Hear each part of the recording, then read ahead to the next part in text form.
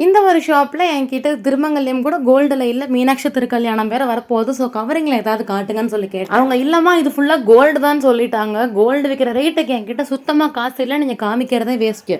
கவரிங்கில் காமிச்சா காமிங்க, இல்லை நான் கிளம்புறேன்னு சொன்னேன். அதுக்கு அவங்க இது ஃபுல்லாக வந்து பார்த்தீங்கன்னா கோல்டு இல்லை, பட் ஆனால் பியூர் ஐம்பொன் கோல்டு மாதிரியே தான் இருக்கும்.